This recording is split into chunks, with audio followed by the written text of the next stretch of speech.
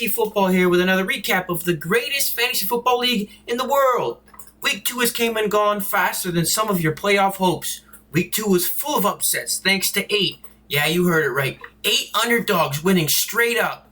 With that being said, we start off with the high scorer of the week. It's his first time winning the bonus this season, but it's his league leading 8th time winning high scorer of the week. Fletcher Cox puts up 152.34 points.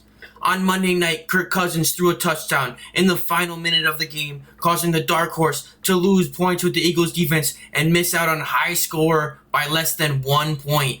Unlucky for one, but prosperous for the other. Congratulations to Fletcher Cox, another high scorer for him. Next up, we have the results from Week 2.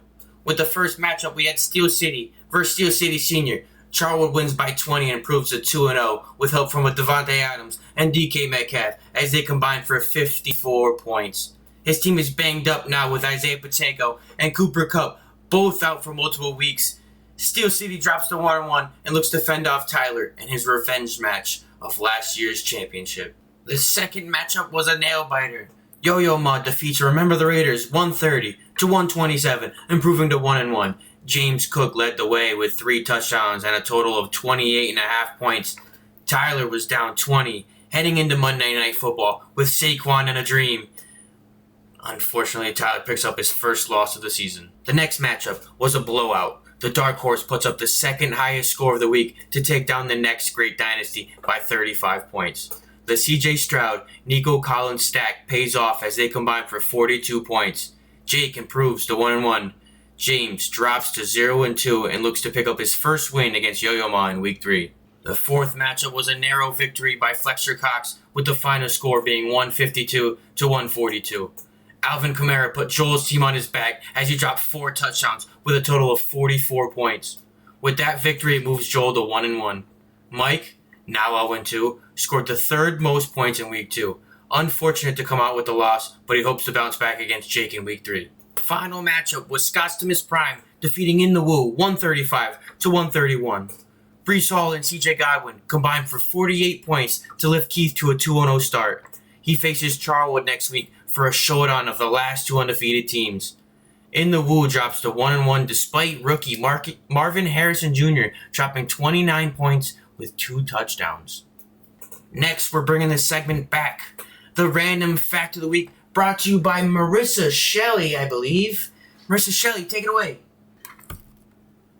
And again, my name is Mary Shelley, Mary. And I'm back with your Week 2 fun fact.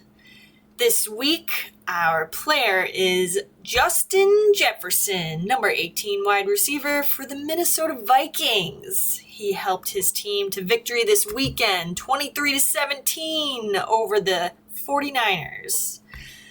And how did he do that? With a very impressive 97-yard touchdown. So far in the Viking defense, 2nd down 9. Darnold getting messy, going deep, and he's got Jefferson. He's got Jefferson. It's a foot race downfield with Brown.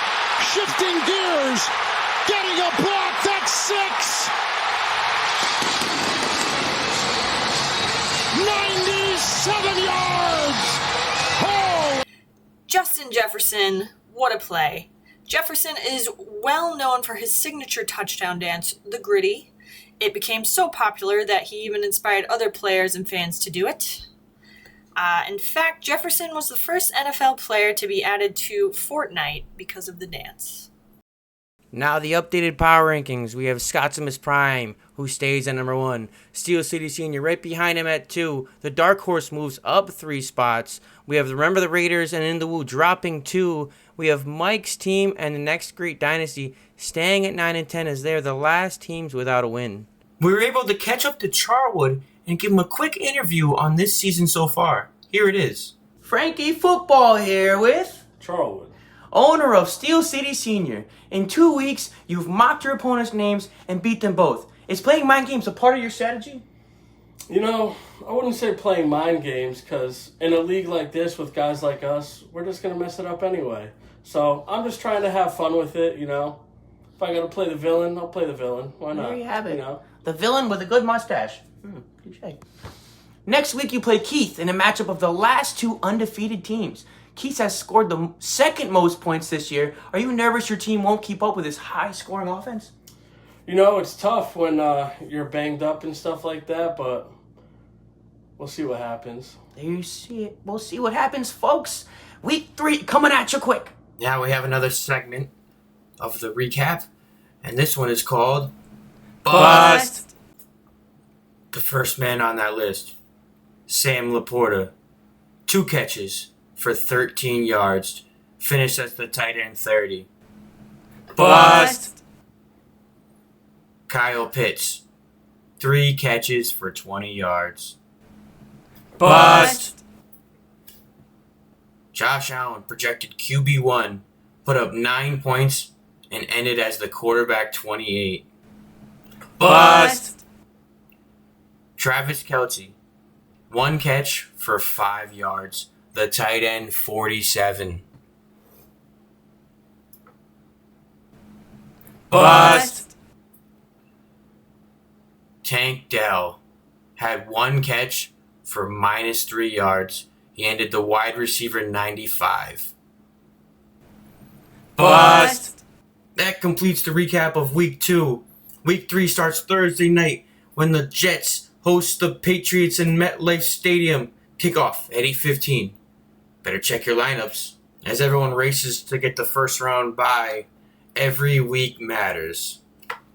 Good luck. Right foot creep, walking with that heater. Look around, stay low, make sure they don't see.